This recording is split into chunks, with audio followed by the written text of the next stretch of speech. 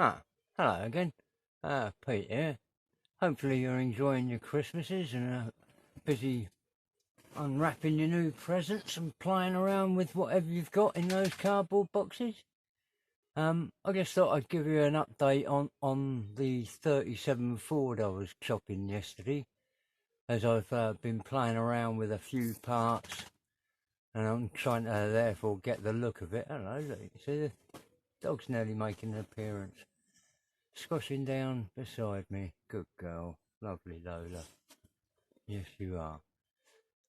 As you can see, I've nicked the parts. These are from the 36 Ford, I think it's a 3-in-1 Coupe Roadster set. Yeah, it is a 3-in-1 kit. So the white parts are from that, which I've purloined the skirts over there. So I'll skirt that in. The white wall tyres and the nose piece. Now I'm going to extend the nose here by about 4mm, and that will all need to be reshaped. So I'll then drop the hood by about 2mm. I don't know if you can see the light just hitting that line there. That's just a mil below the actual top line of the side skirts to the bonnet there.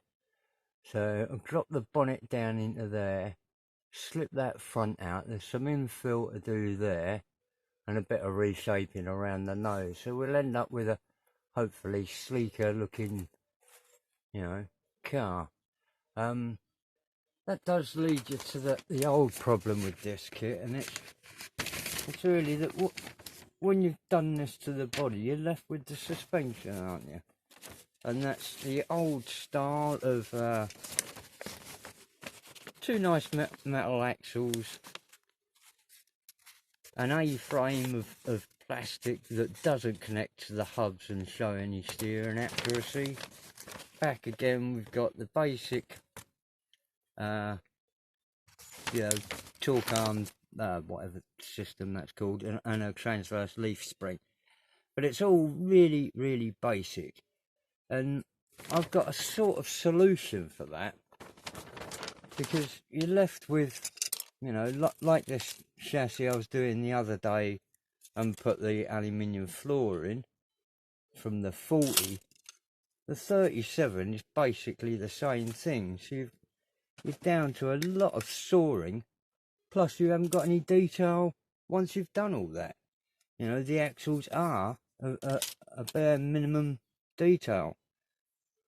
So my idea is a slightly different route. Because the price of detail parts over here is extremely expensive,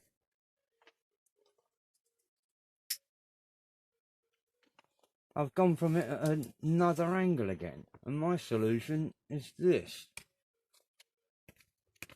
Oops, hang on a minute. What's this? A Series 1 Shelby. This kit is amazingly cheap over here for some strange reason. And I thought, dump the whole bloody lot and start again with the undersides and possibly the interior, and update the whole lot with the new brake setup that you'd get with the Shelby, the new suspension setup, new engine, and put the whole lot, it doesn't actually fit, into it and upgrade the whole lot.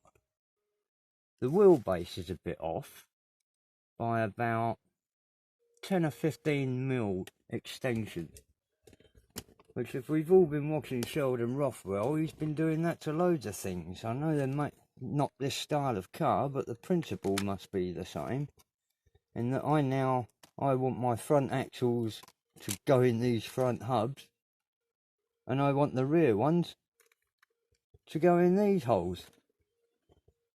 There's the difference. So we're going to extend, probably make a new chassis really. Or does this become a partial donut? And I'm back to cutting the floor out and cutting the stuff off of here and mixing it into the chassis. Don't really know at the moment. There are your basic two options there of either fitting the parts from the Shelby onto the old chassis, knowing the wheelbase is the same, but then you're hacking out all that floor again because it's all going to be useless apart from the rails. Or trim down this chassis, or make a whole new chassis and use these parts, front and rear clip, suppose we can describe that as. Trim this down a bit because it's slightly too wide and extend it. It's got to be easier to make a box in the middle just from scratch, isn't it? 15mm longer box and use the front half and rear half and plonk it all in. Anyway, that's that's the idea for that nutty sort of version. Hopefully the roof chopping will give it a much sleeker line and filled in with the, you know, go as low as possible down the back. 2 white walls. Anyway, that's that for that one. It is going to be, that's what that project will be. Hope you're all enjoying your prezzies and all that sort of stuff. I'm enjoying playing around with this, but once I get this framework glued together, it will sit about for a month or so while some of it hardens. There's going to be a lot of manipulation around here, so even without the chassis work. So it'll be quite a long period of time before this one's anywhere near finished, but I'll come back with instalments. If anyone wants to follow along, I'd be really chuffed if someone actually did take a hacksaw or something and say, Pete, I'm going to build the same sort of thing. Must be able to completely both screw up a kit. Anyway, have fun with whatever you are doing, and best wishes from jolly old England. Bye.